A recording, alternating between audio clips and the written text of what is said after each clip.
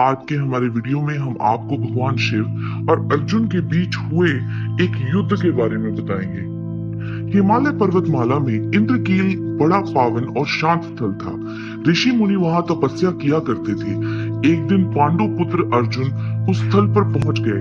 अर्जुन को अस्त्र शस्त्रों से सज्जित देखकर मुनि कुमारों में खुसर फुसर होने लगी। एक मुनि कुमार बोला, ये अनजान व्यक्ति कौन है? कोई भी क्यों ना हो, इसे पवित्र स्थान पर अस्त्र शस्त्र नहीं लाने चाहिए थे। दूसरा बोला। ऋषि कुमार नदी के किनारे तक अर्जुन के पीछे पीछे गए और ये देखने लगे कि वह करता क्या है। अर्जुन ने अपने अस्त्र शस्त्र उतारे और वहां बने शिवलिंग के सामने बैठ गया। उसने बड़े मनोयोग से भगवान शिव की आराधना की और शिवलिंग पर फूल चढ़ाए। तभी एक मुनि कुमार अर्जुन को पहचान गया और बोला, अरे ये तो पांडुपुत्र अर्जुन है। मैंने इसके शौर्य के बहुत चर्चे सुने हैं। इस समय ये विश्व का सर्वश्रेष्ठ धनुर्धर है, पर ये यहाँ आया किस लिए है? दूसरे मुनि कुमार ने जिज्ञासा प्रकट की। कपटी दुर्योधन के साथ जुए में सब कुछ हारकर पांडव वनवास कर रहे हैं, पहले वाले मुनि कुमार ने बताया।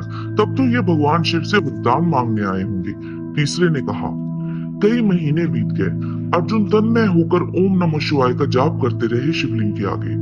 उनके शरीर से तेज निकलकर वातावरण को गर्म करने लगा। इस कारण ऋषि मुनियों को मंत्र पूजा करने में बाधा होने लगी। देखते ही देखते सारा जंगल उस ताप से तपने लगा।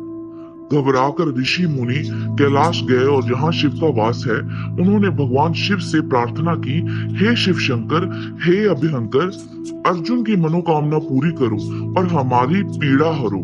शिव ने ऋषियों को आश्वस्त किया तो ऋषि मुनि अपने स्थान को लौट आए।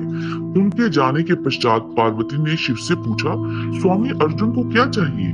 देवी, उसे दिव्य अस्त्र शस्त्र चाहिए, परंतु क्या वे दिव्य अस्त्रों का प्रयोग कर लेगा?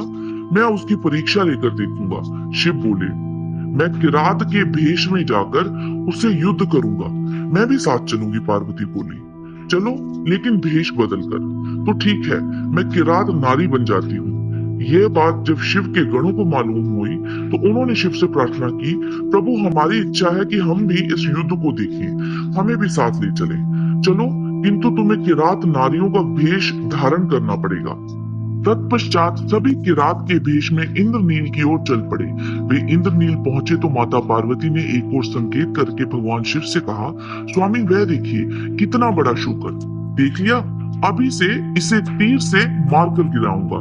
कहते हुए शिव ने अपने धनुष पर बाण चढ़ा दिया, किंतु शूकर भागने में किरात से तेज था।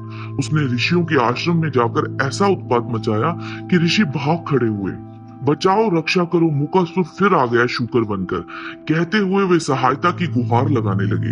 ऋषि मुनियों की चीख पुकार से अर्जुन का ध्यान भंग हो गया। उन्होंने आंखें खोली और धनुष पर बाण चढ़ा लिए। तभी किरात वेशधारी भगवान शिव अपने धनुष पर बाण चढ़ाए उसे आते हुए दिखाई दिए। अर्जुन को शूकर का निशाना बनाते देखकर शिव ने कहा, ठहरो, इस शूकर पर बाण मत चलाना। ये शिकार मेरा है, मैंने बहुत देर तक इसका पीछा किया है। ठीक है, तुम इसे मार सको तो ले जाओ। अर्जुन बोले, शिकारी भीख नहीं मांगा करते। शूकर के शरीर में एक साथ दो तीर आ घुसे, एक किरात वेशधारी शिव का और दूसरा अर्जुन का। दो तीर खाकर शूकर वेशधारी मुकासुर ढेर हो गया।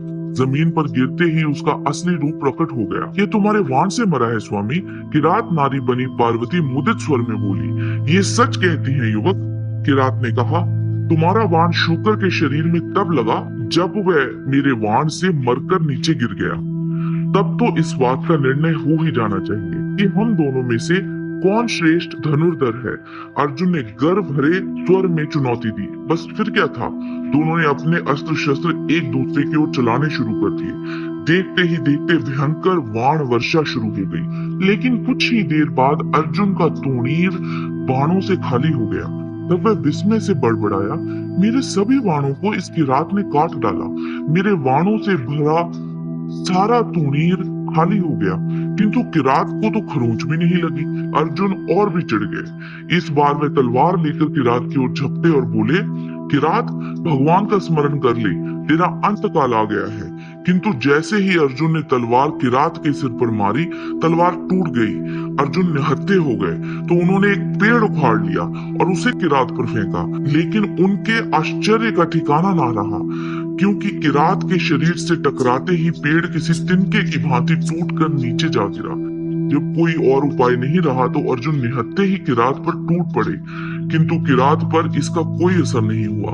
उसने अर्जुन को पकड़कर ऊपर उठाया और उन्हें धरती पर पटक दिया। अर्जुन बेबस हो गए। तब अर्जुन ने वही रेत पर शिवलिंग बनाया और भगवान शिव से प्रार्थना करने लगे। इससे उनके शरीर में एक नई शक्ति आ गई। उन्होंने उठकर फिर से किरात को ललकारा, किरात अब तेरा काल आ गया है। वह चीखे, लेकिन जैसे ही नजर किरात के गले में पड़ी फूल माला पर पड़ी, वह स्तब्ध होकर खड़े के खड़े रह गए। अरे, ये पुष्पमाला तो मैंने भगवान शिव के लिंग पर चढ़ाई थी, तुम्हारे गले में कैसे आ गई? पल मात्र में ही अर्जुन का सारा भ्रम जाता रहा। वे समझ गए कि किरात के भेष में स्वयं शिव शंकर ही उनके सामने खड़े हैं। अर्जुन किरात के चरणों में गिर पड़े, रूंधे गले से बोले, मेरे प्रभु, मेरे आराध्य देव, मुझे क्षमा कर दो, मैंने गर्व किया था। तब शिव अपने असली रूप में प्रकट हुए। पार्वती भी अपने असली रूप में आ गई। शिव बोले, अर्जुन, मैं तेरी भक्ति और साहस से प्रसन्न हूँ। मैं पाशुपत अस्त्र का भेद तुझे बताता हूँ। संकट के समय ये तेरे काम आएगा। शिव का वचन सत्य हुआ। तो दोस्तों, कैसा लगा आपको हमारा आज का वीडियो? उम्मीद है पसंद आया होगा। कृपया इस वीडियो को लाइक और शेयर करके हमारा उत्साह बढ़ाएं। आपसे मुलाकात होगी हमारे अगले वीडियो में। तब तक के लिए नमस्कार।